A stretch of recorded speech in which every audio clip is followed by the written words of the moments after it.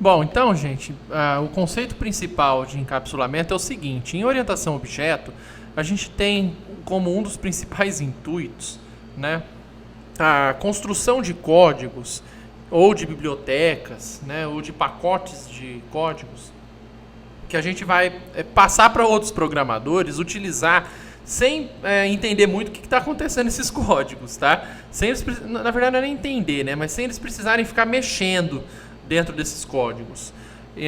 Para eles não se preocuparem com o que tem nos nossos pacotes de software, mas sim em resolver o problema deles, tá?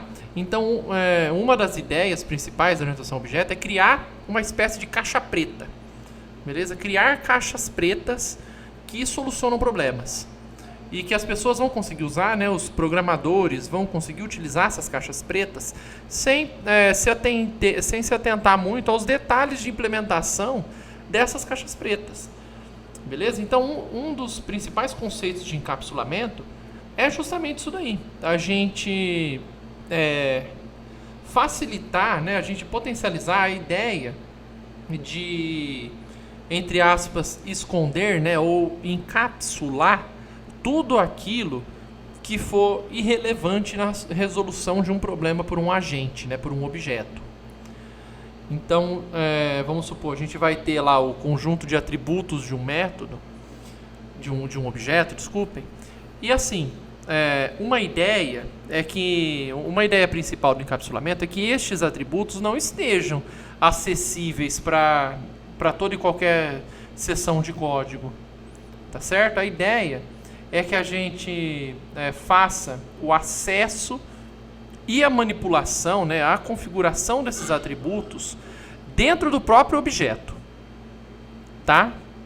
Uma das ideias é essa, a gente, de certa forma, proibir a manipulação de atributos de um objeto. A gente só vai permitir que o próprio objeto acesse e modifique, altere, né, seus próprios atributos. Tá bom? E o mesmo vai acontecer com a maioria dos métodos de um objeto, de uma classe. Tá bom? A gente só vai deixar disponível, só vai deixar acessível os métodos que de fato podem ser interessantes na resolução de um problema. Agora, os submétodos, né, as subfunções que vão ser utilizadas para construir este método, não necessariamente precisam estar disponibilizadas, tá? Elas não necessariamente precisarão ser acessadas por programadores que venham a utilizar instanciações desse modelo que a gente está construindo, tá certo? A gente seguindo esses conceitos, então, de organização e controle de acesso, a gente vai estar seguindo o conceito de encapsulamento. E essa prática tem como principais objetivos, mais uma vez, a facilitação da detecção de erros, tá? Porque se a gente descobrir que um erro está sendo causado pelas ações de um objeto, a gente vai ter certeza que de onde vai estar acontecendo esse erro, que vai ser nos limites da definição deste objeto. E não vai ser porque a gente está, vamos supor, atribuindo valores proibidos para os seus atributos. Tá certo? Se a gente puder modificar, se a gente puder alterar, né, e acessar os atributos de um objeto em qualquer seção de código, pode ser que lá num programa de 4.000 linhas, lá na linha de número 3.500, você mandou alguma variável que não podia para algum objeto. Se você não tiver nenhuma mensagem de erro específico do que está acontecendo, vai ser difícil de você saber o que está causando o problema. Mas utilizando esses conceitos de encapsulamento, né, sempre, vamos supor, a gente pode controlar a forma com a qual os atributos de um objeto vai ser alterado. Tá bom? A forma com a qual esses objetos vão ser alterados. Então, por exemplo, se um atributo que era para ser numérico e a gente tentar atribuir uma string, por exemplo, a gente pode controlar esse tipo de coisa já na setagem, né? Já na configuração deste novo atributo. Tudo bem? E a mesma coisa acontece com com os métodos, tá certo? Se um método especializado em fazer soma de números, por exemplo, ele vai ser utilizado e vai estar disponível numa classe calculadora, por exemplo, né, especializada em fazer manipulações algébricas com números, a gente não precisa deixar visível, por exemplo, aquela seção de código de verificação de se o usuário digitou um valor numérico ou não. Tá certo? A gente pode colocar essa seção, uma seção de código dentro desse objeto específica para validação numérica, tá? E aí, não necessariamente a gente precisa deixar esse tipo de validação disponível. A gente deixa somente as contas dessa calculadora, os métodos que fazem conta. Tá certo? Então essa seria a ideia de encapsular. E assim, isso potencializa demais, gente, o reuso do modelo, porque a gente está generalizando a coisa aqui. E se a gente precisar modificar alguma coisinha do objeto da classe, a gente já vai direto na classe e já muda lá. Tá certo? Então, encapsulamento tem tudo a ver com organização de código, dividir da forma correta as tarefas de um problema e defini-las em objetos e classes, e também o controle de acesso de atributos e métodos de um objeto. Tá certo? Se vocês vão ver que em programação orientada a objetos, se vocês forem mexer na literatura aí, em outras linguagens, vocês vão topar com essas 3 palavrinhas aqui, que um atributo ou um método pode ser público, protegido ou privado.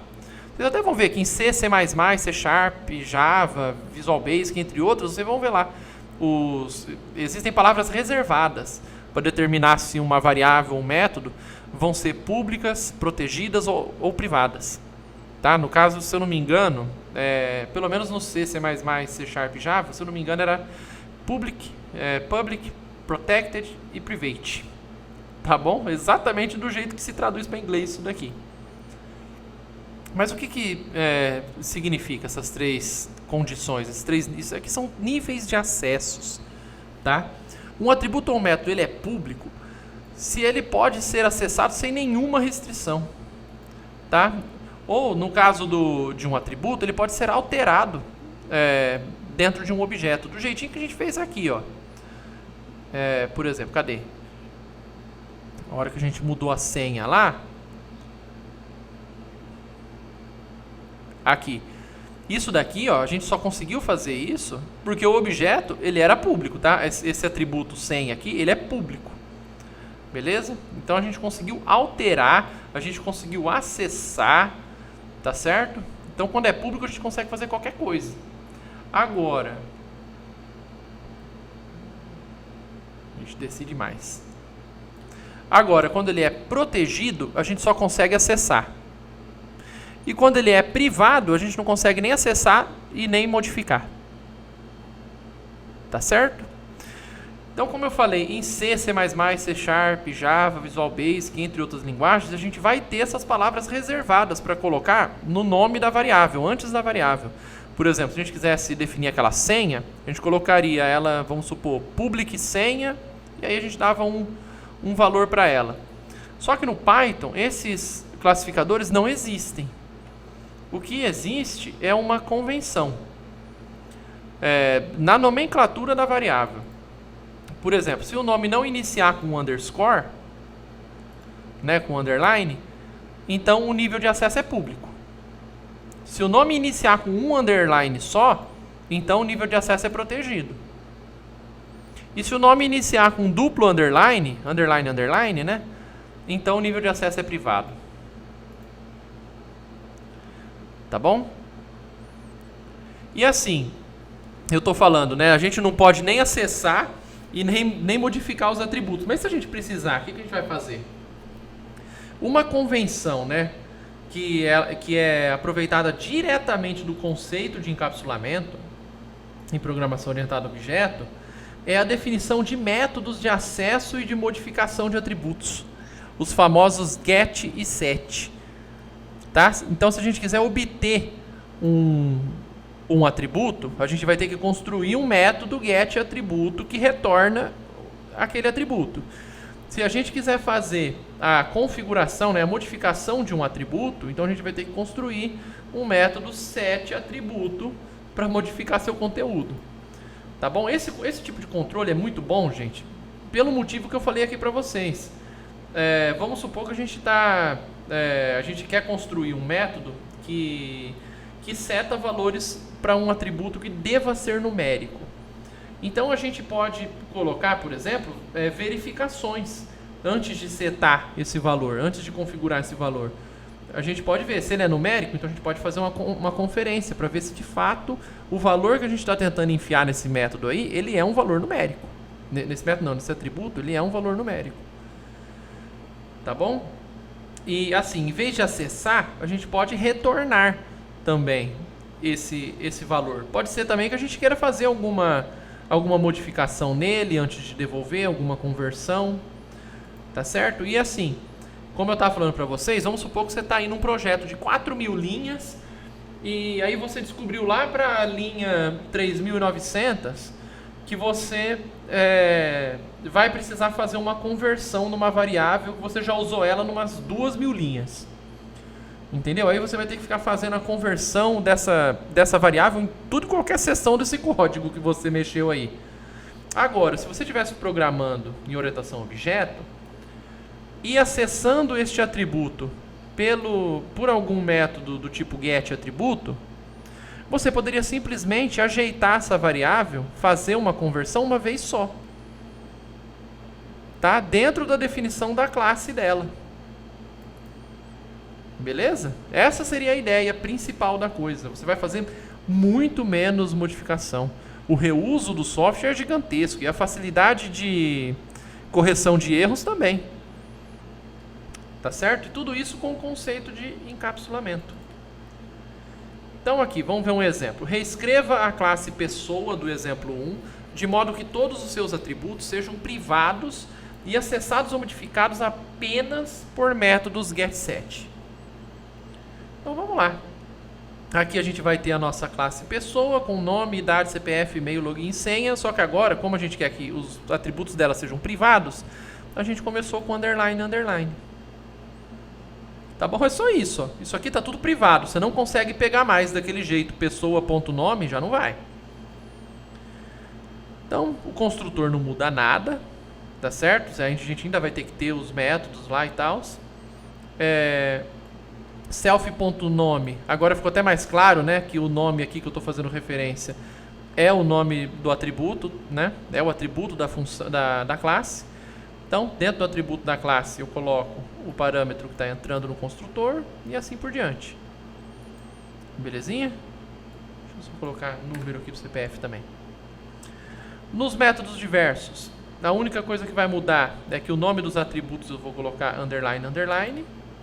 E pronto, a sobrecarga de operador também vai acontecer. E aí eu vou colocar aqui os famosos gets e sets.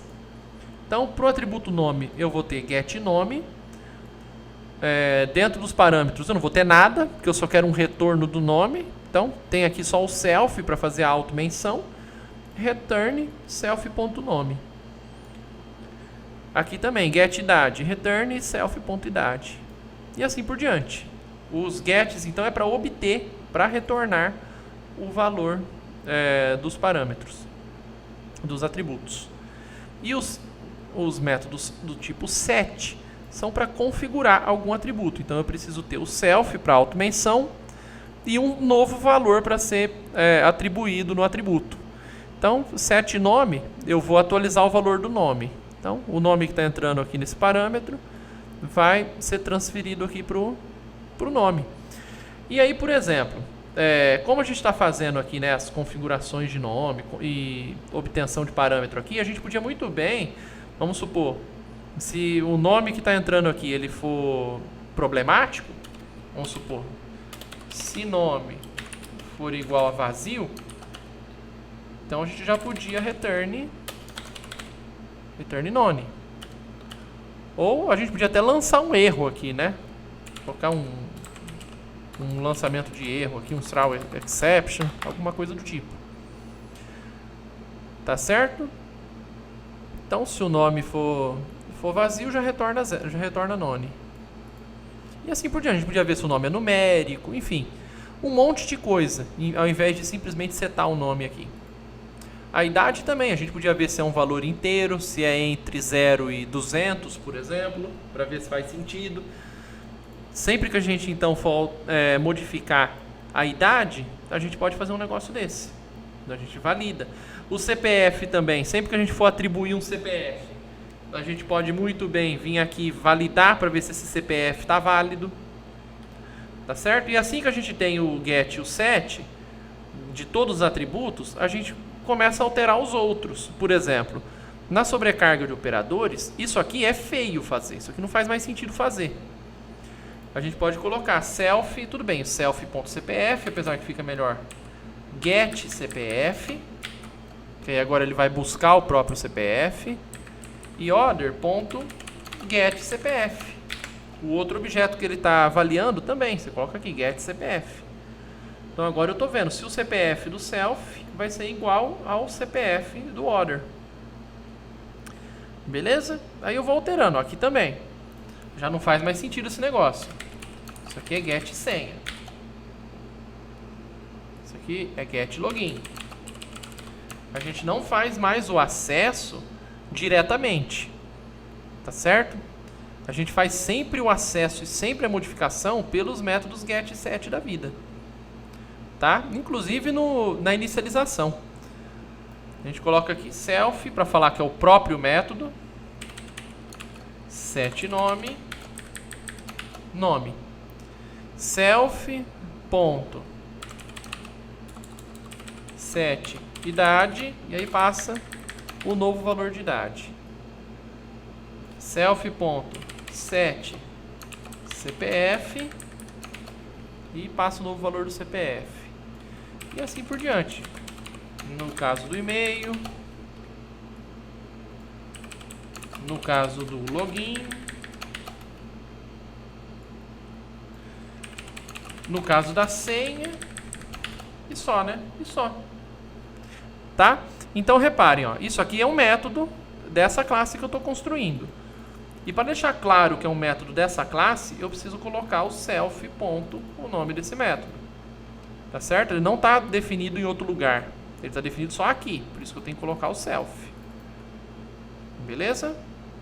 Então, estou alterando o nome sempre de forma controlada, sempre pelo set. Estou alterando a idade também pelo set. Em todos os parâmetros aqui eu estou alterando só pelo set. Pelo seu respectivo método set. E sempre que eu estou fazendo alguma alusão a um atributo, sempre que eu quero acessar algum atributo, eu não coloco mais self ponto nome do atributo. Agora eu coloco o get atributo. Tá certo? Se eu descobrir lá na frente que eu preciso fazer alguma conversão, alguma coisa, eu não vou precisar mais alterar esse pedaço de código aqui. Eu venho direto no método get senha, get login e altero eles. Beleza? Então vamos lá. Está rodado. A classe já está na memória. E aí eu venho aqui, definição de um objeto da classe pessoa. Eu vou definir essa pessoa, Drácula Teles, 1800 anos, o CPF dele é esse negócio aqui. Dr Crepúsculo, @bol é o e-mail, Nosferato é o login, e aí Transilvânia, uns dígitos aqui é a senha dele. Então vai lá, está definido. Vamos ver então, modo correto de acessar os atributos de P. Olha lá, em vez de eu colocar aqui p.nome, p.idade, eu vou colocar nome vai ser igual a p.getNome. p.getIdade. Tá certo? Vou apresentar então o nome e a idade desse objeto que eu criei. A nome, Drácula Teles, idade 1800 anos. Tá certo? Modo incorreto de acessar os atributos de P. Então vamos lá. Print nome vai ser p.nome. Eu sei que isso aqui é um atributo válido, tá? O nome e a idade são atributos válidos. Se eu vim para cá, ó, são atributos válidos, ó, nome e idade, ó, underline, underline, nome, underline, underline, idade. Eles existem. Esse negócio aqui existe. Mas não é a forma correta de acessar, tá? Como eu coloquei até underline, underline, ele vai dar esse pau aqui, ele vai falar que não tem. Vai falar que o objeto da classe pessoa não tem esse atributo aqui, porque ele está privado, não dá para acessar. E esse é o jeito certo de fazer. Tá bom? Então vamos ver. Atualizar valores dos atributos de um objeto da forma correta. Eu não posso, já que eu não consigo nem acessar, né? Como é que eu vou alterar?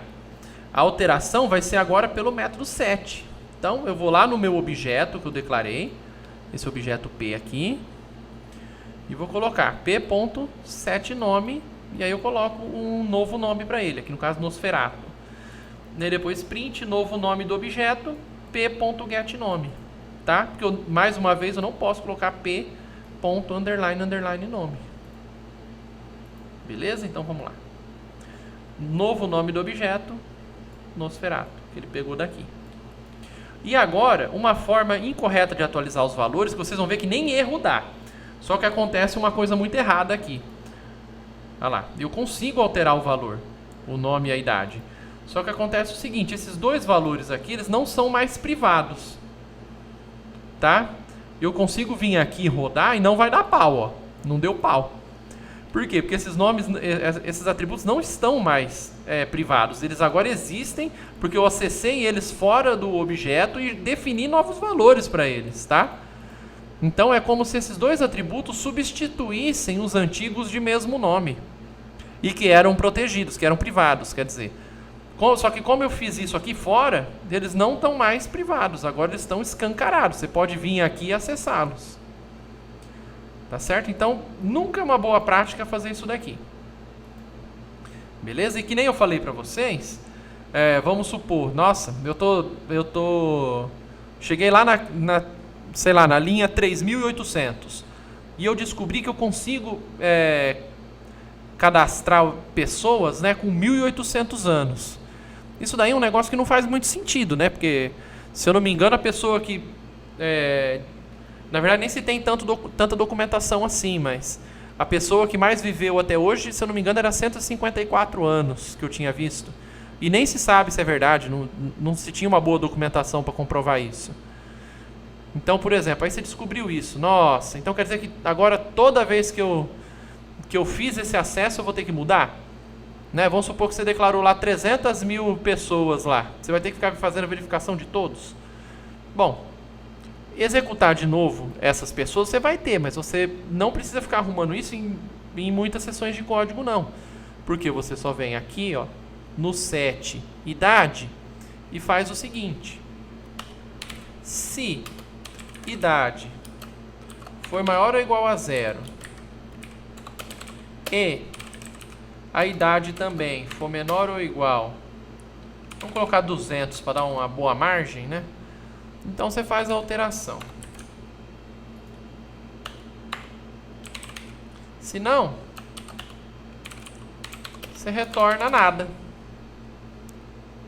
Return none. Ou dá algum erro, solta algum erro aqui, apresenta uma mensagem, print.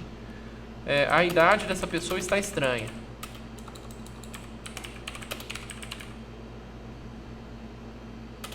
Precisa ser reconfigurada.